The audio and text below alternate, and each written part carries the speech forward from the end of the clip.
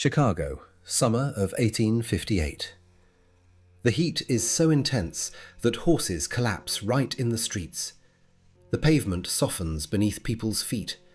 The river is covered with green algae, and the stench hanging over the city is so overpowering that people cover their noses with wet cloths.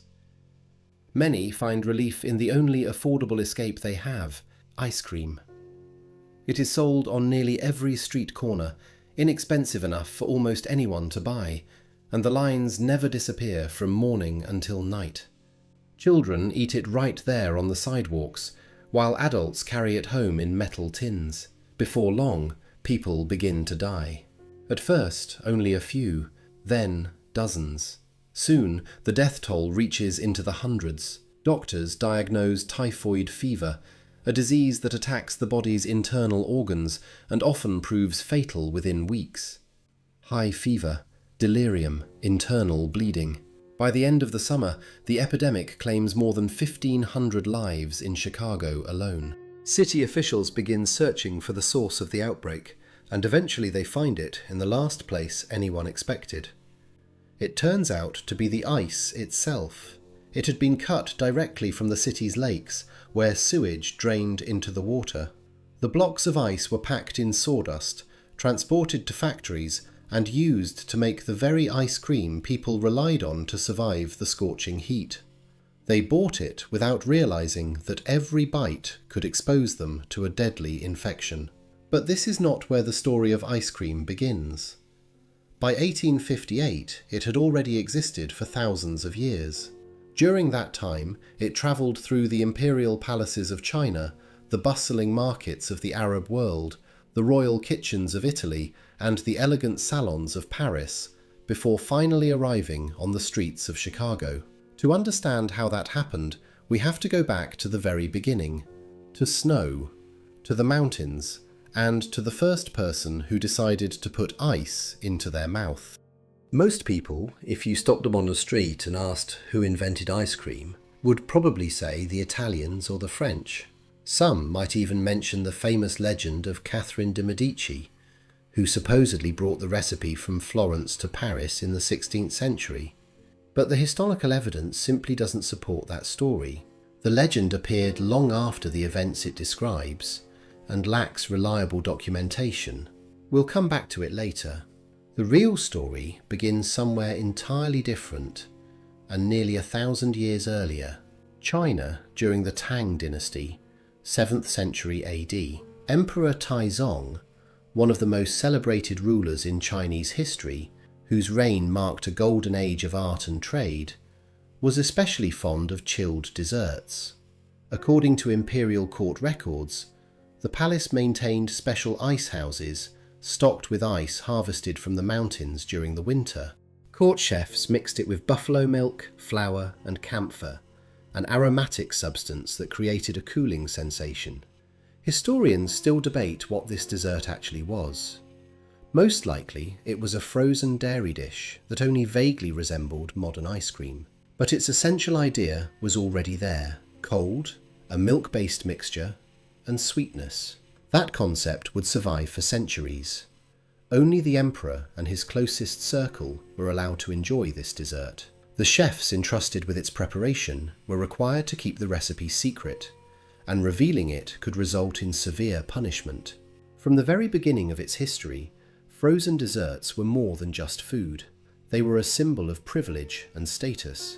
While the Chinese imperial court guarded its recipes in secrecy, a different tradition of chilled sweets was taking shape on the other side of the Silk Road. In the Arab world, these desserts gradually became part of everyday urban life. By the 9th and 10th centuries, vendors in Arab marketplaces were already selling sherbet, a refreshing drink made from fruit juice, snow, and sugar. The word itself would later enter many European languages through Arabic. Snow was transported from the mountains in specially designed containers along well-organized trade routes, and sherbet sellers became a familiar sight in cities across the region. Through the Arab world, this tradition slowly made its way into Europe, first arriving in Sicily, which remained under Arab influence for several centuries. There it evolved into granita, a dessert made from crushed ice and fruit juice that is widely considered the direct descendant of Arab sherbet. It is still prepared today, preserving many of the same principles used 1,000 years ago. But Sicily was only a stop along the journey. From there the tradition spread across mainland Europe, and it is here that we encounter a story that would later be repeated countless times as historical fact, even though its authenticity remains highly questionable. If you've ever looked into the history of ice cream, you've probably come across the same story. The year is 1533. 14-year-old Catherine de' Medici marries the future king Henry II of France and leaves Florence for Paris. According to the legend, she brings with her a group of Italian chefs carrying the recipe for frozen desserts, something the French had supposedly never seen before. From there, the story always unfolds the same way. The recipe is kept a closely guarded secret, and ice cream gradually spreads through the royal courts of Europe. The problem is that there is no historical evidence to support this story. Historians specializing in culinary history have never found a single 16th century source that mentions it. In fact, the legend itself does not appear in print until the 20th century, nearly 400 years after the events it claims to describe. This is not a dating mistake, but a much later origin story that eventually came to be accepted by many as historical fact. The version supported by historical sources is less dramatic. Frozen desserts began spreading through both France and Italy at roughly the same time during the 17th century, thanks to expanding trade with the Arab Mediterranean. There was no single inventor and no single place where ice cream was born. But there was one man who played a major role in making these desserts popular. His name was Francesco Procopio dei Coltelli. In 1686, Procopio opened the Café Procope in Paris. It is still operating today and is widely recognized as the oldest continuously running café in the city. By the end of the 17th century, it had become one of the first places where frozen desserts were served regularly and in a wide variety of flavors. Procopio presented them in elegant glass dishes and experimented with combinations of fruit, chocolate, and vanilla, a flavor that had only recently arrived in Europe through trade with the New World. Among the café's regular visitors were Voltaire, Rousseau, and Benjamin Franklin, who was living in Paris at the time. Little by little, ice cream became more than just a dessert. It became part of urban culture. Visiting Café Procope was a sign that you belonged to the city's educated and wealthy elite.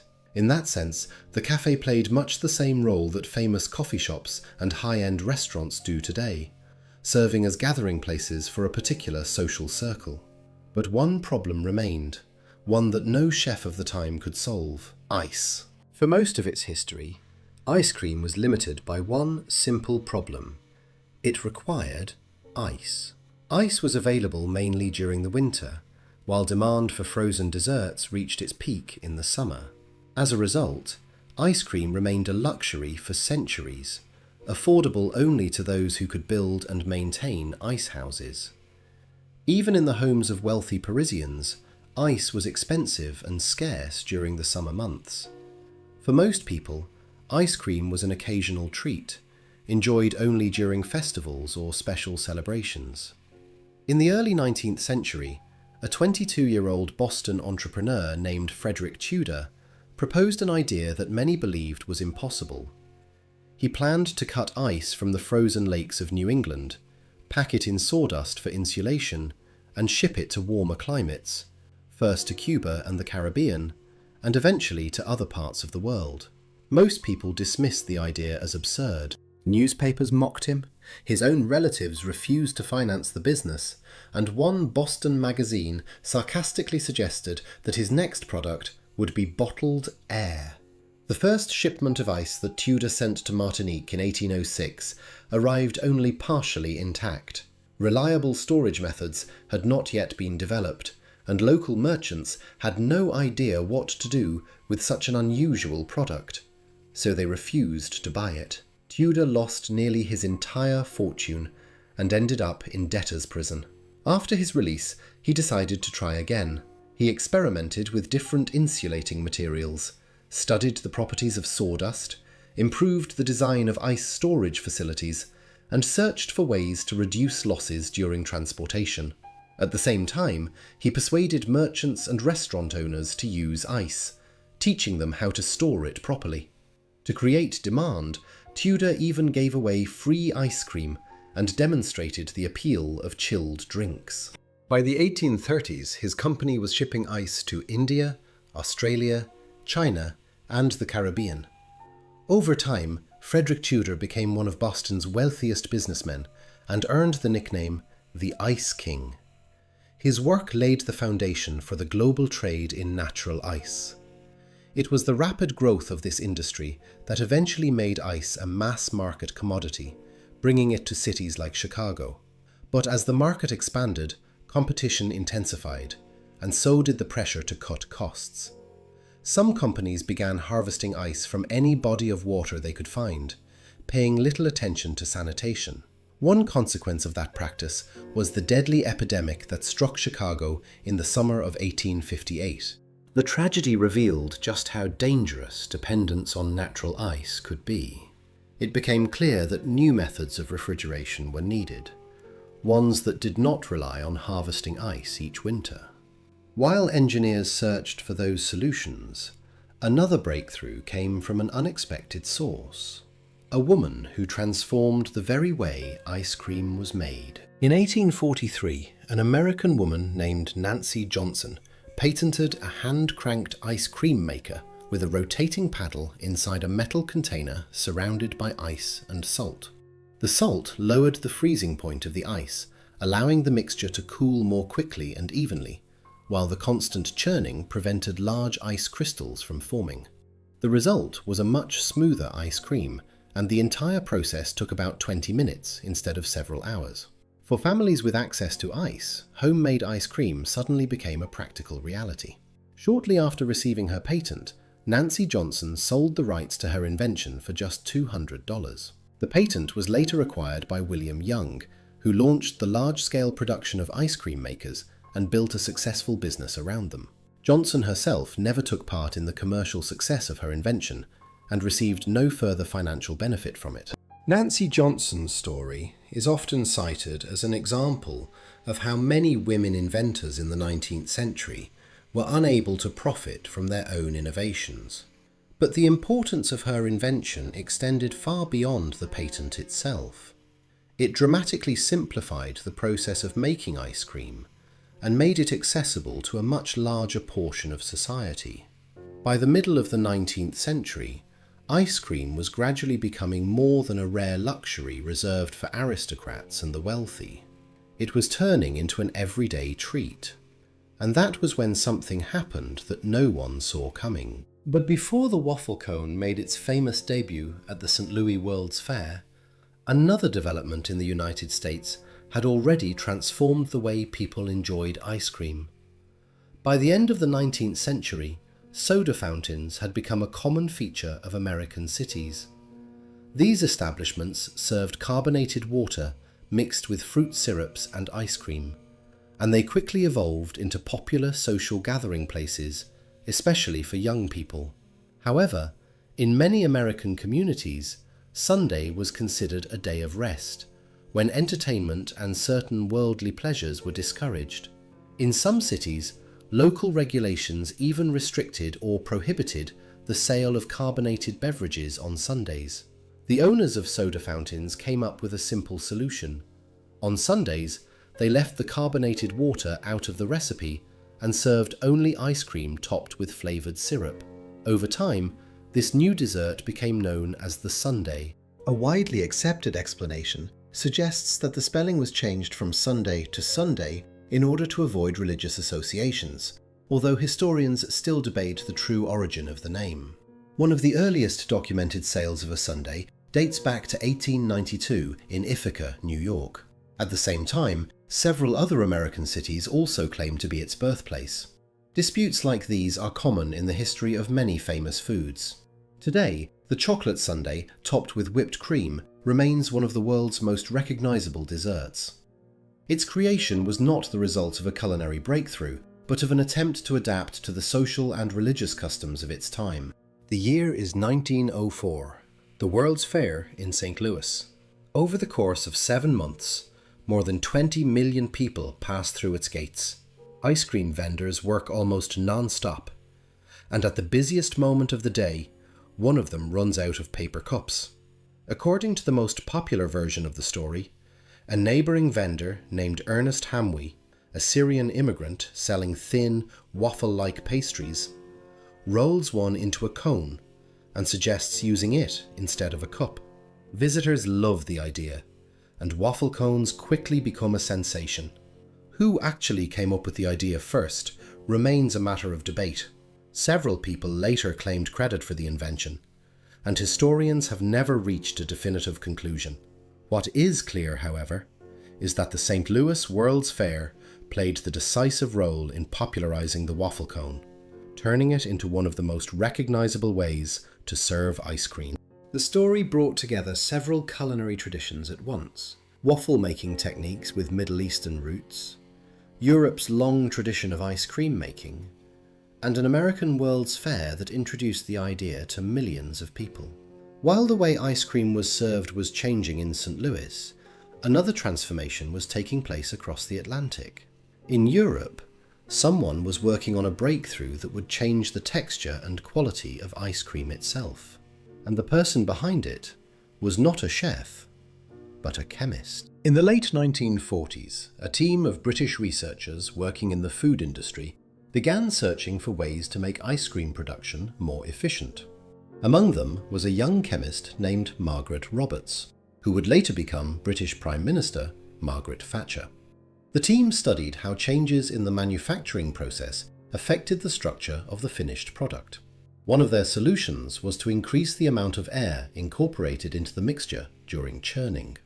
This made it possible to produce a larger volume of ice cream using the same amount of ingredients, while also creating a softer texture and improving its stability during storage and transportation.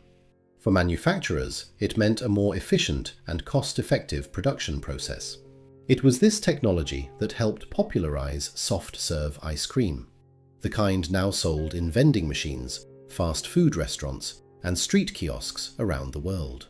Compared to traditional ice cream, soft-serve typically contains less milk fat and significantly more air. That extra air gives it its signature light texture and allows it to remain soft even at relatively higher temperatures. This innovation marked another major milestone in the history of ice cream.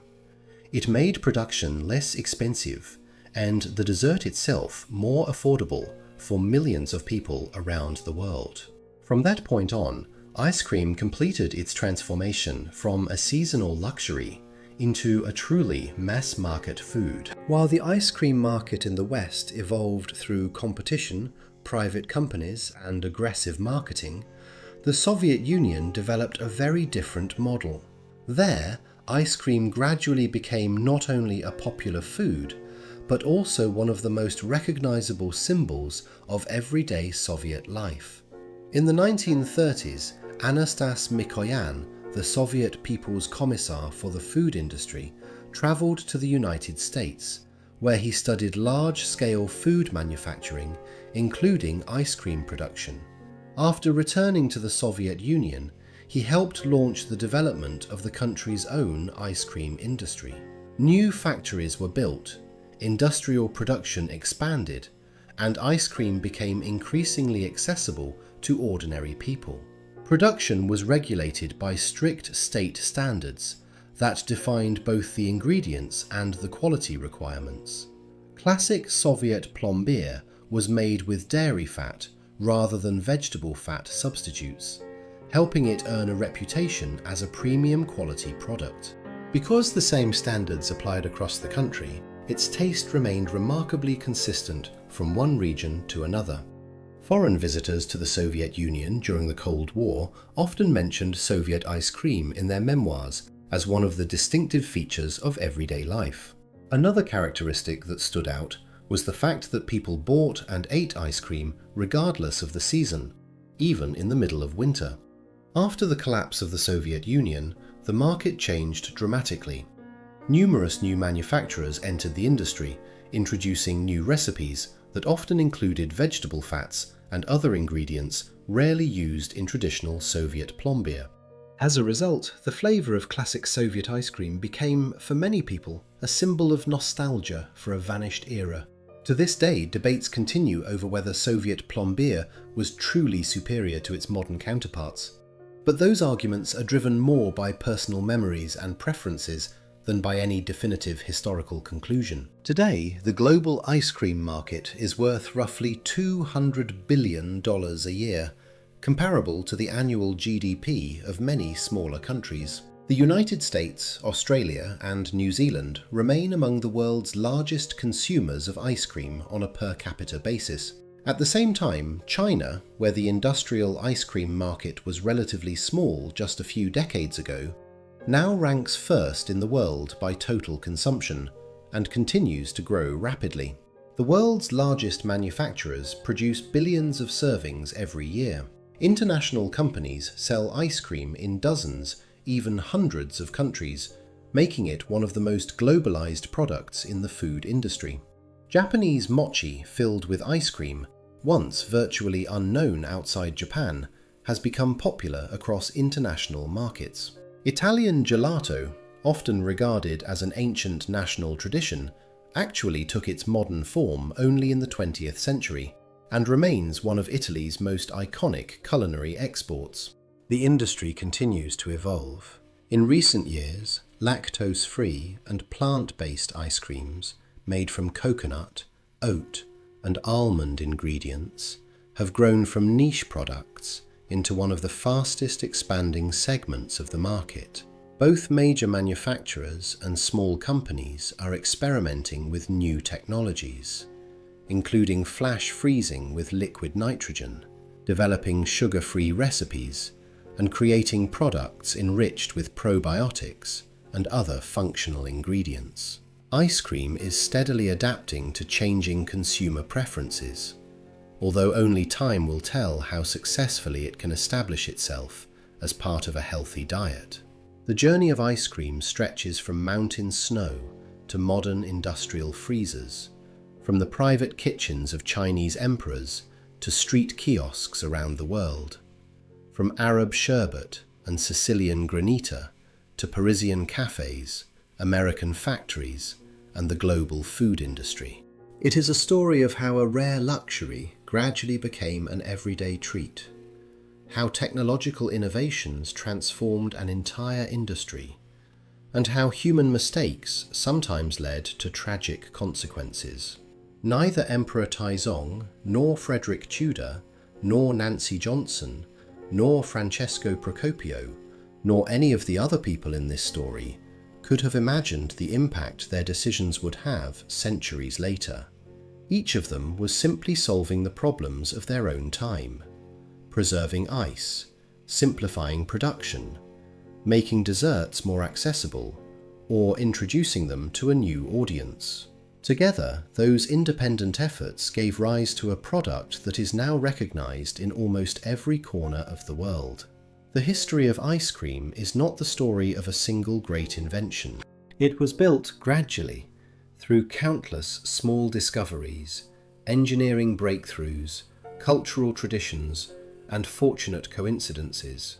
Together, they transformed a rare delicacy reserved for a privileged few into one of the world's most beloved desserts. Not a bad journey for something that was once reserved for an emperor's table.